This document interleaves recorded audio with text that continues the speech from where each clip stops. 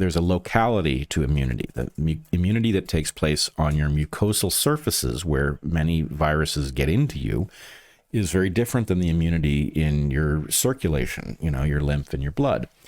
And in my discussion, which is now out on Dark Horse, it's an Inside Rail discussion that I had with Dr. Lon Jones, who is an osteopath. We were talking about mucosal immunity, which is really the focus of his, I think it's fair to say, the focus of his life's work.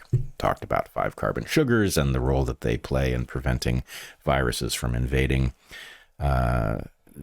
mucosally covered tissues. And he caused me to understand something about a chapter that we had all lived through, that we all had thoughts about, but that I hadn't fully understood until our discussion. And it has to do with, we were told the shots were emerging. They are spectacular with respect to blocking contraction of the disease. And there's, Matt Orfala has an amazing compilation of everybody, from the president on down, swearing that if you took these shots, you weren't going to get COVID. President Biden, right?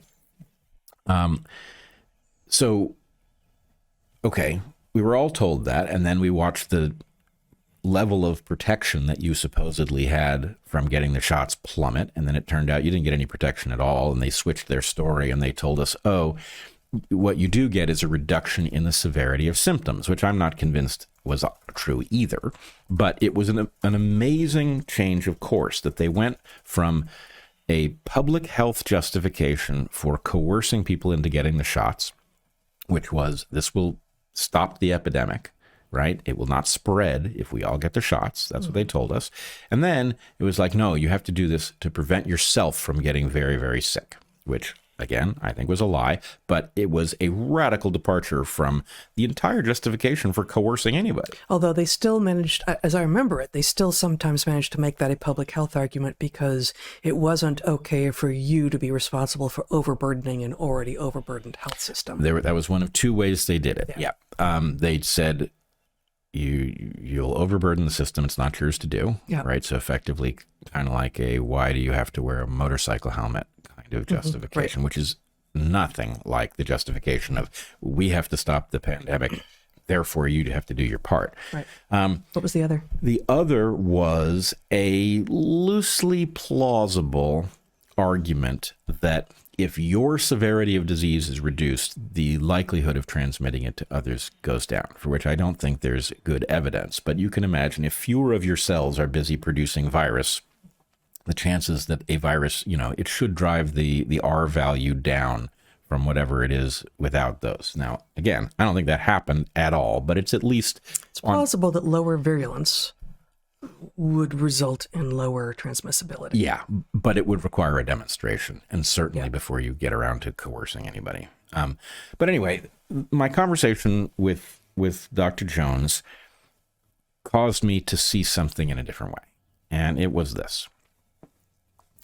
You've probably heard people, you've probably even heard us say, as this understanding dawned, that injecting a vaccine, or a pseudo-vaccine in this case, into your arm was likely to be very low quality in terms of creating immunity to the disease, because what you really want is immunity on your surface, on your mucosal surfaces where you contract the disease. But what I came to understand is that actually what they delivered was guaranteed not to work in the way that they claimed that it did work. It was guaranteed not to control the spread of the disease, because by injecting it into your arm, rather than having you inhale it onto your mucosa or something along those lines, it can only prevent the virus from moving between your cells, which means after you've already got an infection. Now, on the one hand, you could say, oh my God, how did they miss that? Do they really understand immunology this poorly? And the answer is no. This is a feature, not a bug. So this is your contribution. This is my putting together what I now understand, having come to learn about mucosal surfaces having separate immunity, the fact that an injection is not in a position to prevent contraction of a respiratory virus. And every time they tell you, oh, there's a respiratory virus, get this injection, you should ask them, why would you be delivering me the antigen or whatever else in this form if my mucosa is where I'm supposed to become immune? Show me that can even work, because it can't. So the point is, if you're people who are long time listeners of Dark Horse will remember that we had multiple discussions on what I called the game of pharma. That we learned during COVID that there were certain moves that were happening, but they're moves that pharma has been developing for decades, where how often does pharma have a patent on some molecule that has some plausible benefit? Okay. Oh, great. You've got a drug. Cool. What now? Well, let's look at the competing drugs. We're going to have to make it seem like those competing drugs are less effective than our drugs. We have to make our drug look more effective than it is. Those drugs look less effective than they are. And we need to make our drug look safer than it is. We need to make those drugs look more dangerous than they are. So there's just sort of a set of moves that you have to be able to accomplish. And pharma has mechanisms for doing each of these. So, for example, how do you make your drug look safe? Well, here's one way. You don't do the test yourself. Huh? That seems like that would remove control. Well, no, what it does is it removes your fingerprints. Mm-hmm. You've got a group of companies that will run your safety test for you, right? Contractors. And they know that in order to survive in their business, which is doing experiments on behalf of some large pharma corporation, the pharma corporation has to get the answer that it wants. So they're in competition with each other to figure out ways to deliver the answer that pharma wants. So any company that does the test straight and comes back with evidence that the drug is dangerous, they're not getting hired again. So you can expect an entire little industry that always spits out the result that pharma pays for, right? Okay, so giving a shot in the arm to prevent a respiratory virus.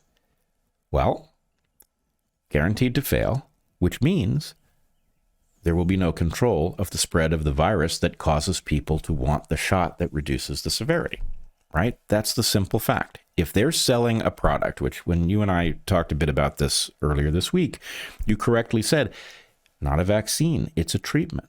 It's a treatment that you take in advance. It's a prophylactic treatment, but it's a treatment, right? What you're doing is you're just reducing, your symptoms of the disease. You're not reducing the fact that you had an infection or that you will pass it on to somebody else, which is exactly what pharma would want.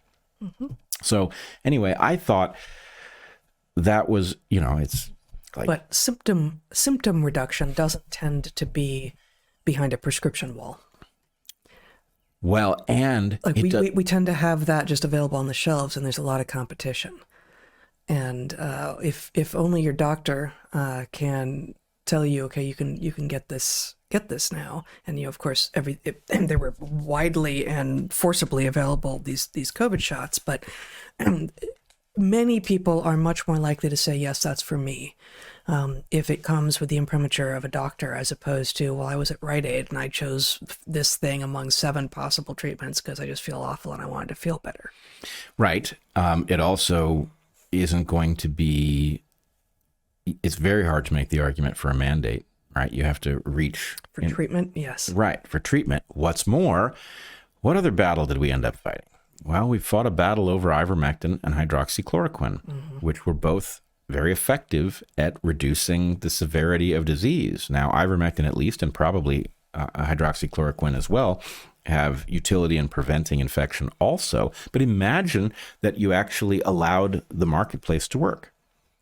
And you had some people who had a newfangled shot based on an unproven technology that could only ever reduce symptoms. And then you had some tried and true drugs that had a great safety profile that, that actually resulted in people who got sick not getting very sick, or other people avoiding the disease altogether. If you were going to mandate something, you'd mandate ivermectin. So anyway, I guess I'm just coming to realize the elaborate nature of the racket. And I also was prone to, or I was led to visit a conversation that you and I have talked about before between a former member of parliament, this is back when he was a member of parliament, Rob Roos, who had a famous interaction with a Pfizer exec. Can you play that one for us, Jen? Was the Pfizer COVID vaccine tested on stopping the transmission of the virus before it entered the market? If not, please say it clearly. If yes, are you willing to share the data with this committee? And I really want a straight answer, yes or no, and I'm looking forward to it. Thank you very much. Regarding the question around, did we know about stopping immunisation before it's entered the market? No. We had to really move at the speed of science to really understand what is taking place in the market. And from that point of view, we had to do everything at risk. So she's a bit unclear there and quite tone deaf. But what she says is, no, they didn't know whether or not it blocked transmission. In fact, they hadn't even looked because they were moving at the speed of science. When the real translation and specifically responsive to the market. Yeah, she says I remember this. We talked about it at the time, I believe. The speed of science bit is extraordinary. Like that's akin to follow the science. Like, okay, you just revealed that you're using science as a political battering ram rather than as an actual tool of human understanding. But they're also prioritizing the market over the actual science. Right. In fact, the market is all there is. Yeah. And if you think about what she says, oh, no, we didn't even test it, because think about it from their perspective. Well, A, it's not going to work. So what's the test going to be? If they do a test that investigates whether or not it blocks transmission, what they're going to find out is that it doesn't. And if that's what they find out, that erodes their argument for governmental mandates. So they would much rather not know the answer to that question, when privately, I'm betting they did know the answer to that question because they designed a shot that couldn't possibly work. Why did they do that? Yeah. They designed a shot that couldn't possibly work because it's great for business. And, many of us have intuited this on other topics. Do these people really want to cure diseases?